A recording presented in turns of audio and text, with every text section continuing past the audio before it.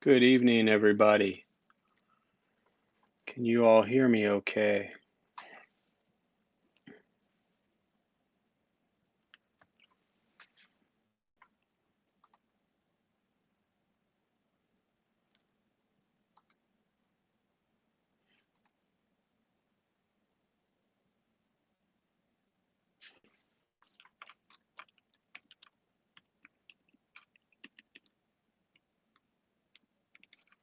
Give me 1 second here. Thanks, Marisa.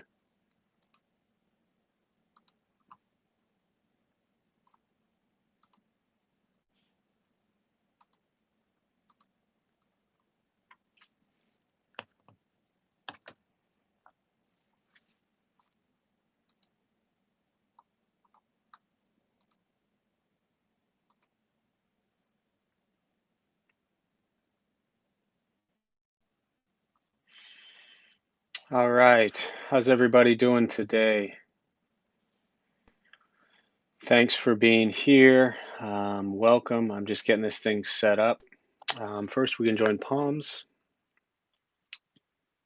and repeat after me. I take refuge in the Buddha. I take refuge in the Dharma.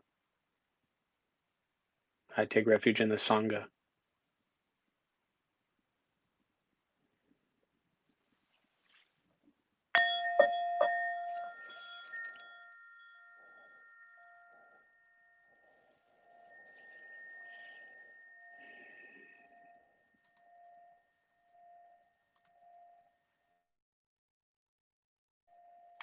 So, thanks all for being here. Um, I'm going to start us off as usual while I'm pulling this up so I can see the chat with a question. Those of you here for the first time, welcome. Why don't we start with something that happened today that you were excited about? Maybe some good news. There we go. Something you saw, something you watched, something that made you laugh. Something today that was positive and pleasant in your life. And we'll start with that as a question just while we wait for people to settle in and just before we start the meditation. Again, if you're new, welcome. There's a little chat box there that you can type in on the YouTube screen and just share something positive from today.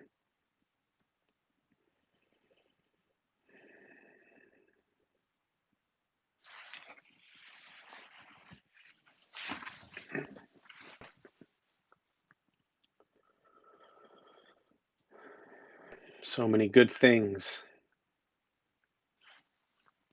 Swam in the warm ocean. Very nice.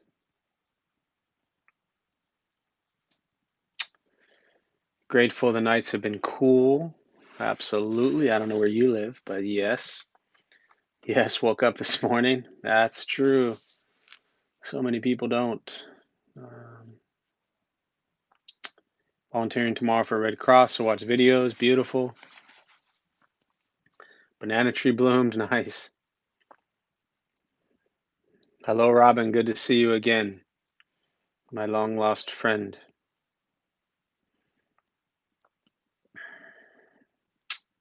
Anything else anyone want to share that was positive today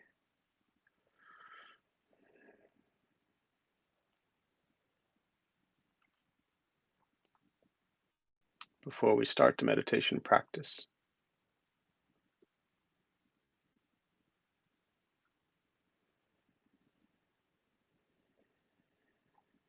All right, so we'll go ahead and get started with the meditation.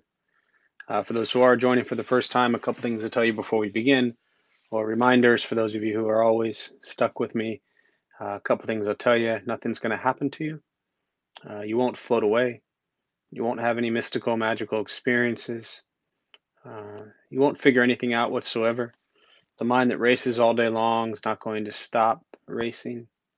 Don't judge your practice, meaning don't ask yourself, am I doing this right? Am I doing it wrong? We're just going to sit, we're going to breathe. You'll hear sounds from where you are, inside or outside. This is life. Life is filled with chaos. And the practice of meditation is learning to get quiet and still within all of the chaos. Posture, you just want to be comfortable, whatever you're sitting on, chairs or cushions. You just want to kind of sit up straight, keeping the shoulders relaxed.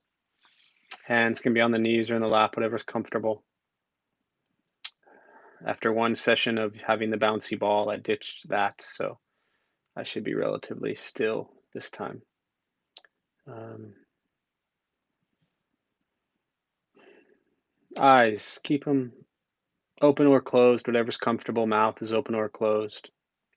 Most important with the practice is don't expect anything. I'll hit the bell to start and stop and guide us as we begin, and we'll settle into a little bit of silence.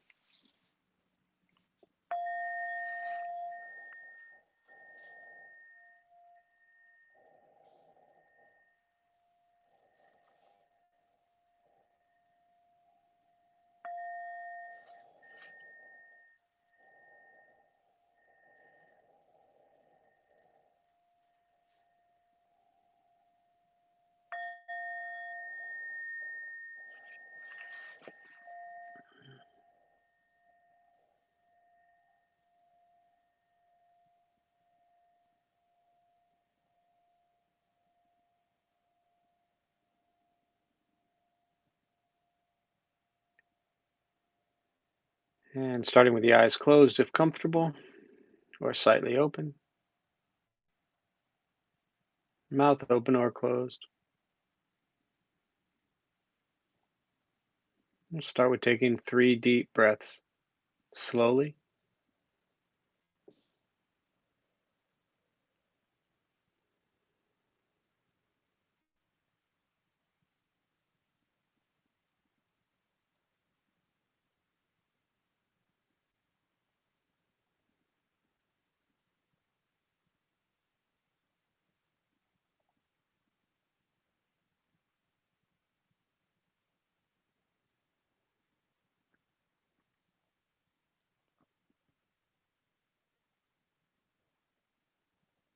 And eventually, you'll settle into a natural rhythm of the breath,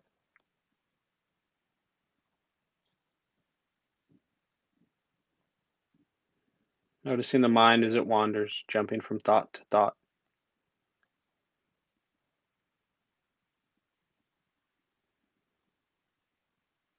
Start with gently guiding the attention, focus to the stomach or chest,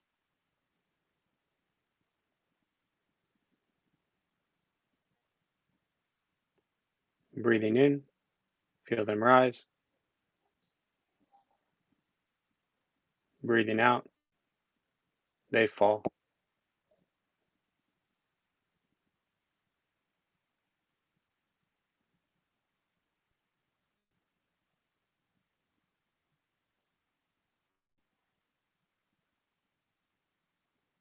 Simply going to continue this practice, observing sensation of breath,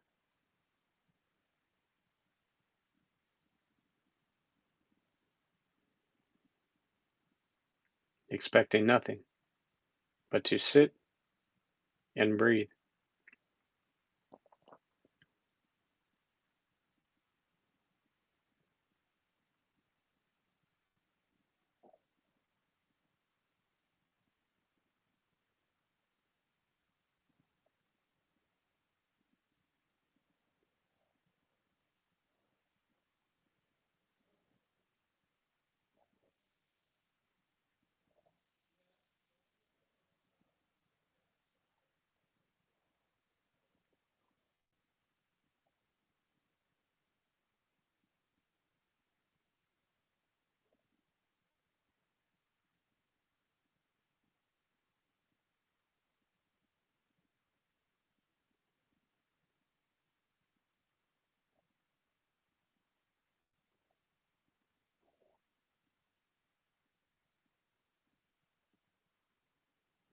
As the mind wanders, lost in thought. Recognize,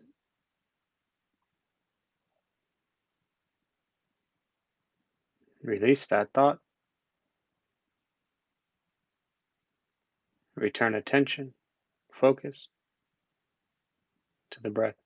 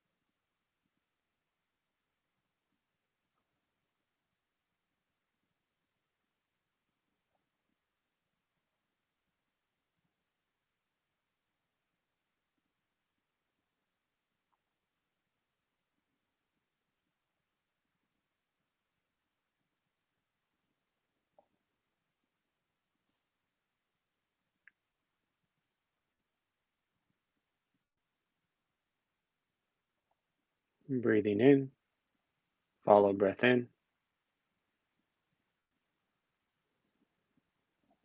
breathing out, follow breath out.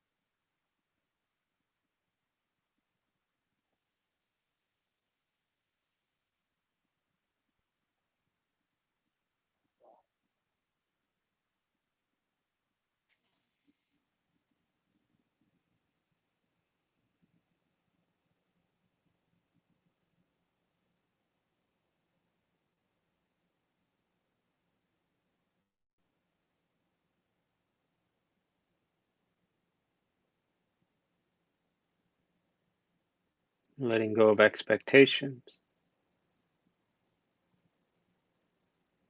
and letting go of judgments from the practice. Just sitting, breathing.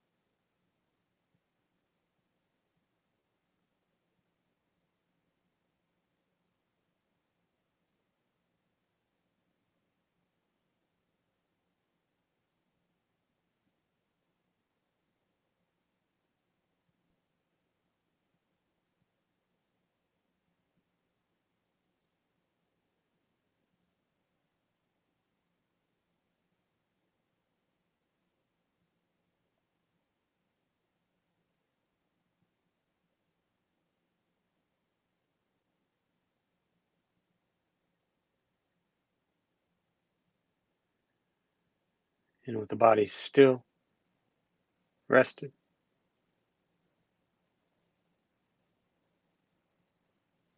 and the speech quiet, aware of all sounds,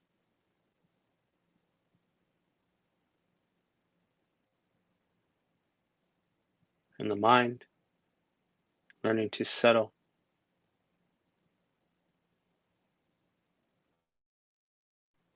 know what it's like to just sit and breathe.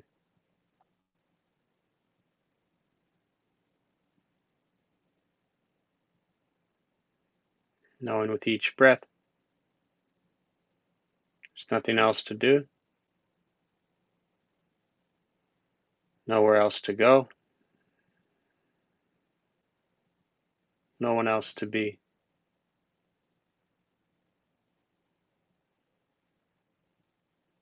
Everything beautiful, just as it is, sitting, breathing.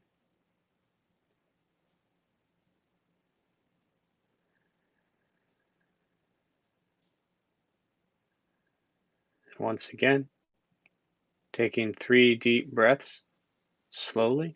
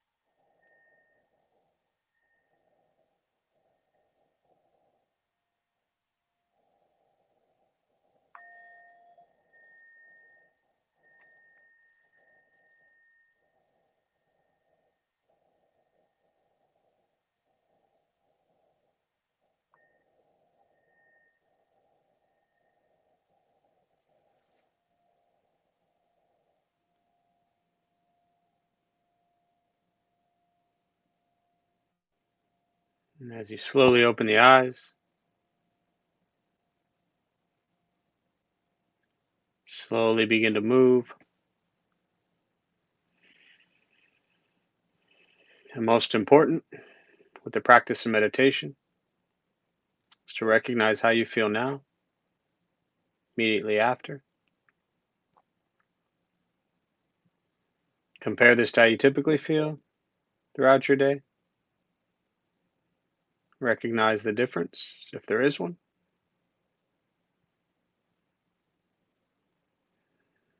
and ask yourselves how you'd prefer to feel every day for the rest of your life. And realize however you feel now, if it's quiet, calm, and still, or a busy mind, racing mind, whatever you're sitting with at this moment has nothing to do with anything I said. It's nothing to do with how we sit and hold the hands or cross the legs. It's nothing to do with the sounds around us or anything else for that matter. It has everything to do with your own mind and your own mind's reaction to an external condition. This is what the Buddha called pratitya samuppada, means dependent origination. This is the basis of the Buddha's awakening. The word Buddha simply means awakened. He was a human being no different than any one of us who began to understand why he suffered, why he got angry, sad, depressed, stressed, anxious. He began to understand the causal relationship of all phenomena. What that means, very simply for all of us, is every moment of our lives, things happen, we react, more stuff happens, more reactions. That's it. Meditation is free. Buddhist practice is free. It's sitting, breathing, learning to be kind to yourself and everybody else you encounter. And that's it. I try not to complicate this practice. It is a daily practice of staying focused, staying present, being with things as they are, as they arise, and not allowing your emotions to destroy you and in turn destroy others. But learning to see each situation as it is and how you interact with it, that moment to moment life as it is. That's the practice. And can we stay present with what we're doing? without being swayed in every other direction. All the emotional highs and lows. I talked a little bit last week about equanimity, but for me right now, and I think many, that's a beautiful thing to focus on is the practice of equanimity. Can you stay steady? So you are at what maybe you would call your best while the world around you is in chaos. I used to say just because everybody else is a mess doesn't mean you have to be. So, I some of you may have noticed, but I led the meditation a little bit shorter than normal. Um, I'll end tonight a little bit earlier than normal, so I wanted to cut the meditation down a little bit and allow the same amount of time for questions. So if you are joining us for the first time again, welcome. And there's a chat box there. If you have questions, just type them in and I'll respond. So we'll use the rest of the time tonight um, for questions, anything on meditation, Buddhist practice. As always, I'd rather just address what's on your mind as opposed to going off on my own tangents. So, and Chuck, hello. Good to see you. Well, good to sit with you. I can't really see you, but I can picture you sitting in the back row at Buddha for You, with your eyes closed and your beard. I wonder if you still have your beard.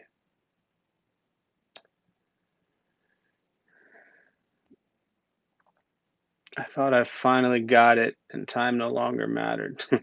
So close.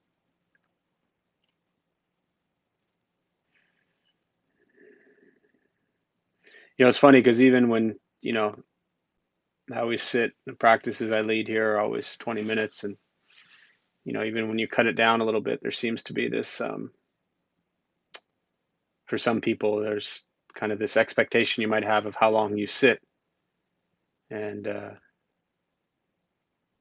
someone asked me, well, a few times people have asked this, but um, specifically one time I'm thinking of where someone said to me, Jeff, you say the same thing every time you lead meditation. Why? And there's a couple of reasons, but one is, there's very often somebody sitting for the first time. And so I want to introduce the practice to them the same way I introduce it to everybody else for the first time. And I feel that at least the style and I approach is the approach I take is very much geared towards helping people settle into a practice if they've never sat before. But two, and more importantly, is I treat every time I sit as if I've never sat before. So every time I lead as if I've never led before. And what that does is it doesn't allow complacency to settle into my mind. I don't sit there thinking like, oh God, here we go again. I'm going to lead meditation for the thousandth time. And then you could get frustrated or irritated or bored or whatever it might be. But I truly sit down and lead this as if I've never led before. And that allows it to be really fresh and really beautiful and really new. Um, and to me, the practice is about approaching everything in life that way, as if you've never done it before because you haven't. Not at that time, not at that place. So, questions, meditation, Buddhist practice, anything you're sitting with.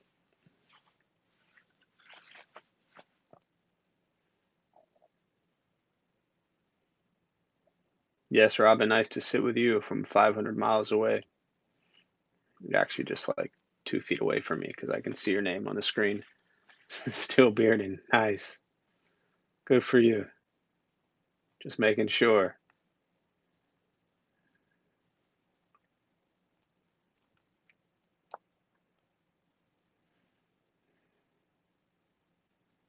Our Bodhi trees are going insane, Chuck. You got to go out and see them sometime. You can even drive by the temple and see them out front.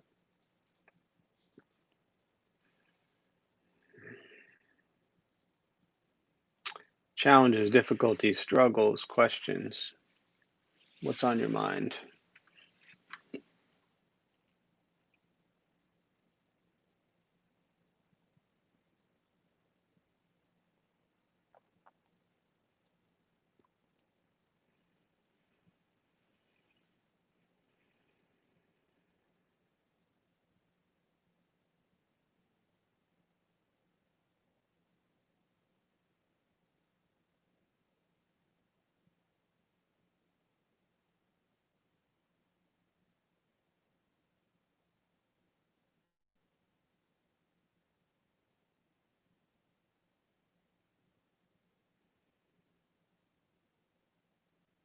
Oh, you're making it easy on me.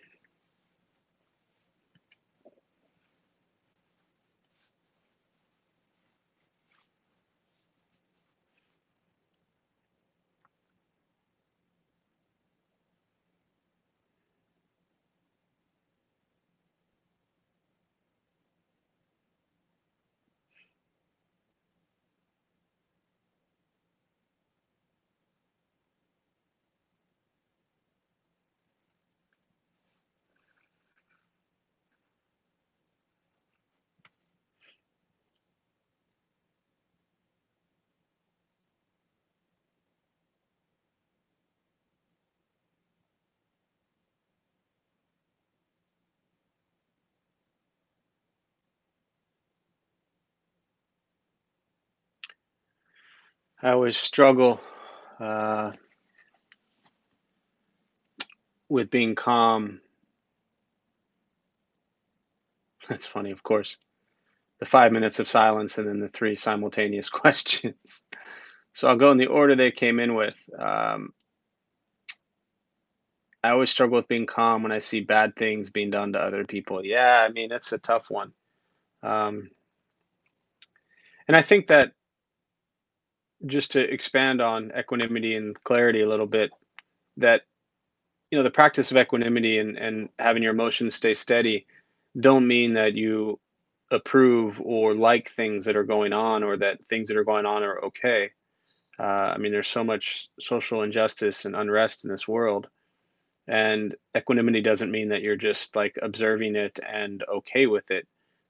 It is going to do things to you emotionally. It is going to give you the sense of frustration or anger or sadness. These emotions are going to arise.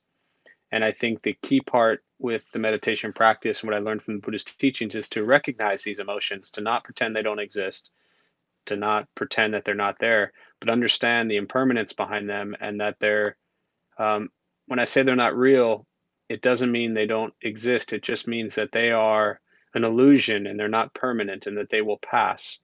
So if you see something you dislike and you get angry at it, recognize that anger. And when you respond, do your best to not respond from a place of anger, but from a place of compassion.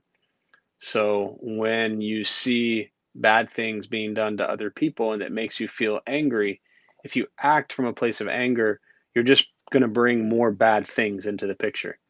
But if you can pause and step back for a minute, even if it's very quickly, and understand that everyone who is causing harm in others is also suffering. It doesn't mean what they're doing is right or good, but there's reasons that people inflict pain and suffering onto others.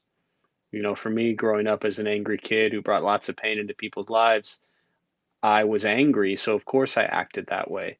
So when I see other people doing bad things, it's very easy for me to recognize that they're doing these, what we call bad things, because they're angry. So I can identify with them and I can try to have compassion and understand what are the struggles and challenges that they're going through in their lives. And that makes it easier for me to have compassion for those who are um, doing things that harm people. And in no way am I saying that what they're doing is right or okay or acceptable. But the practice is to not come back with anger, but to come back with compassion. And once you unravel into this state of chaos emotionally, you become a mess. And so the struggle, Robin, with being calm when you see bad things, if you become an emotional wreck and an emotional mess when you see bad things, you're going to have an impossible time doing it. Most likely anything that can be beneficial or productive. So to me, the Buddhist practice of seeing things as they are, see the impermanence of them, and understand the suffering of all people really helps. Jeremy Shunner Suzuki talks about big mind.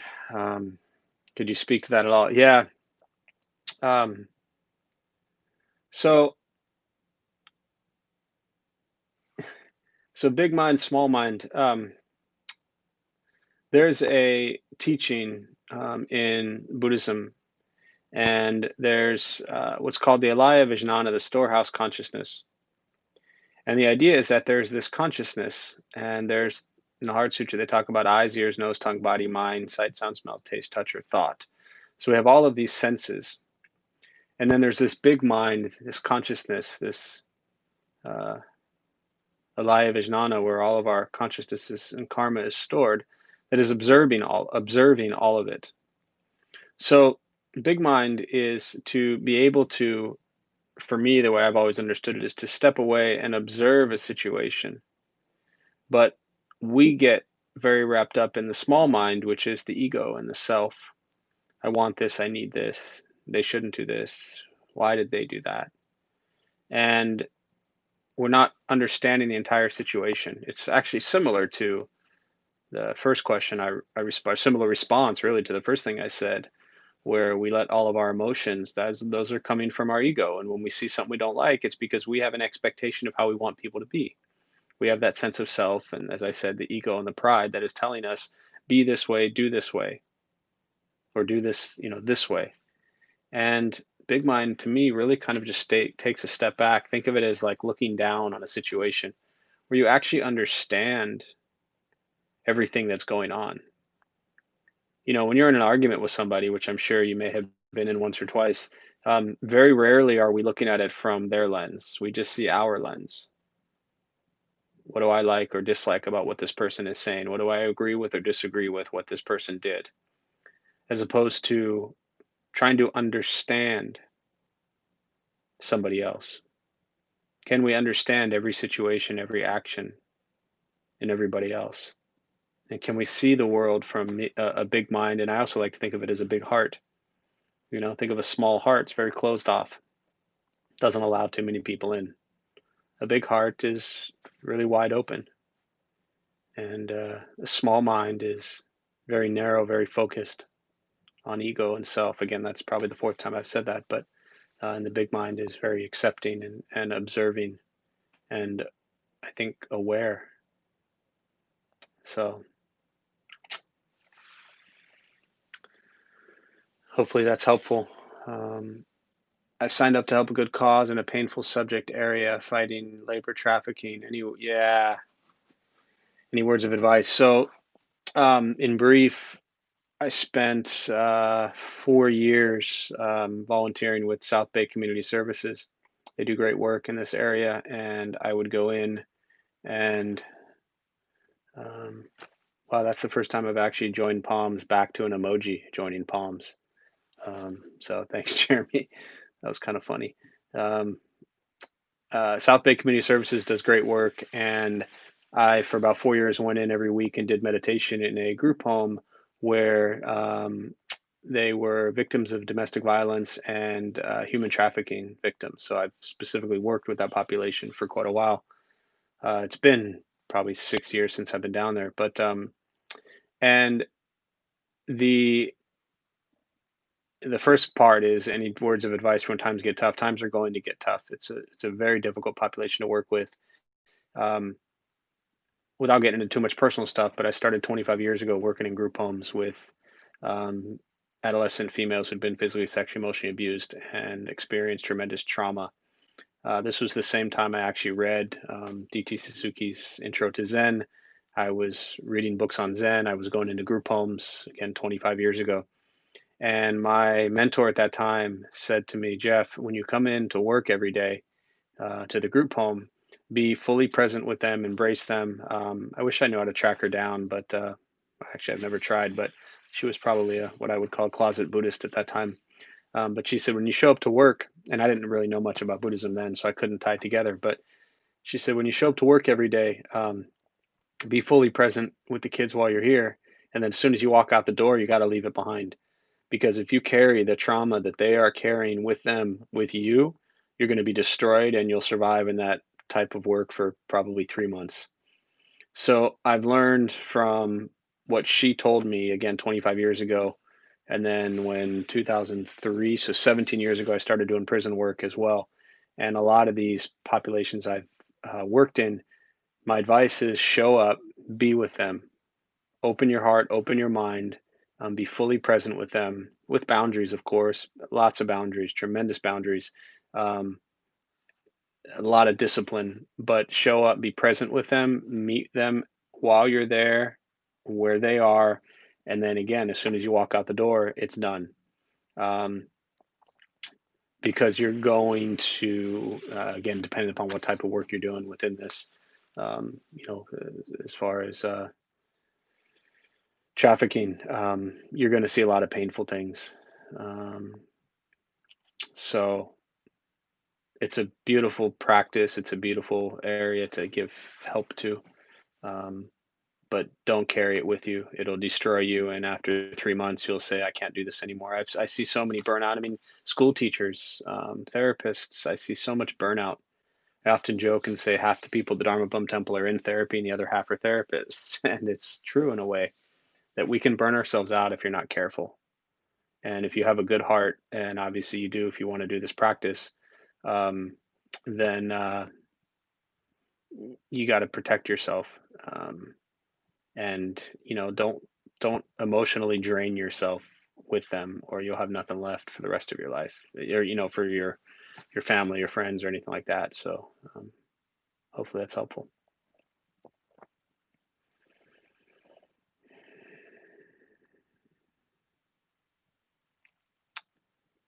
So we'll do one more question. I'm going to try to end by 7:40 tonight, so I apologize for cutting out early tonight, but I have something I have to jump into right at 7:45. So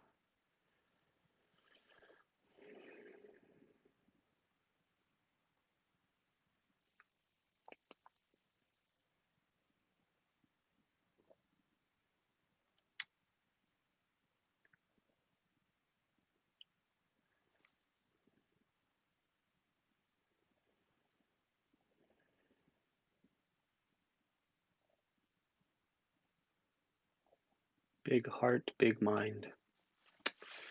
All right. Well, I think I'm going to go ahead and end there. Again, I know it was a brief meditation, a brief talk, brief questions, but hopefully that was enough to satisfy your craving and desire for a little bit of sangha and meditation tonight. So we're going to go ahead and join palms. May the benefit of this practice be shared with all beings in all directions. May all beings be at peace. May all be free from suffering. May any merit gained from this practice be transferred to those who need it most.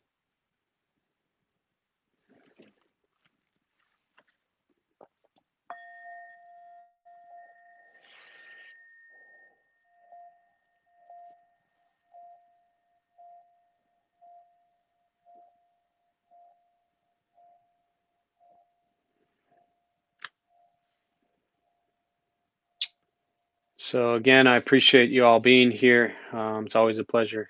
Um, Hopefully none of you are too angry at me ending early. You have 20 minutes now. Here's the thing, you have 20 minutes of where you expected to be, you know, stuck here. Um, Take the next 20 minutes and do something. Look at the paramitas: generosity, morality, patience, diligence, concentration, wisdom. Generosity, morality, patience, diligence, concentration, wisdom. Do something in the next 20 minutes that you didn't think you would have free, that align with the paramitas, and see who you can help or take care of, or maybe it's yourself. Use the next 20 minutes wisely. Don't just flip the news back on, or I don't know, whatever escape people often turn to.